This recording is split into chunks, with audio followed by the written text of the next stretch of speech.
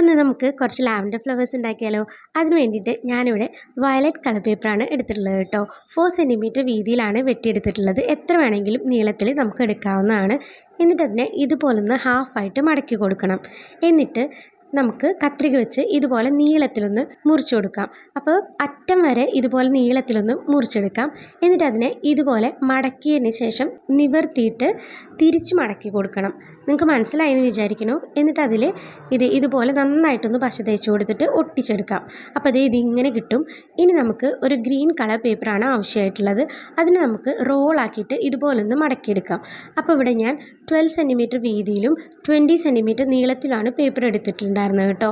അപ്പോൾ ഇതുപോലെ ആക്കിയെടുക്കാം. ഇനി നമുക്കൊരു ഗ്രീൻ കളർ പേപ്പർ എടുത്തിട്ട് അതിനെ 4 സെൻറ്റിമീറ്റർ വീതിയിലും അതുപോലെ 9 സെൻറ്റിമീറ്റർ നീളത്തിലാണ് ഞാനിവിടെ എടുത്തിട്ടുള്ളത്. അത് നമ്മൾ നേരത്തെ ചെയ്ത പോലെ തന്നെ സെയിം പോലെ ചെയ്തെടുക്കാം. എന്നിട്ട് നമ്മുടെ വയലറ്റ് കളർ പേപ്പർ എടുത്തിട്ട് അതിനെ ഒന്ന് ഡബിൾ സൈഡ് ടേപ്പ് ഒട്ടിച്ചു കൊടുക്കാം. എന്നിട്ട് നമ്മുടെ റോളിൻ്റെ മുകളിലായിട്ട് ഇതുപോലൊന്ന് ഇങ്ങനെ ചുറ്റിയിട്ട് നമുക്ക് ഒട്ടിച്ചു കൊടുക്കാം.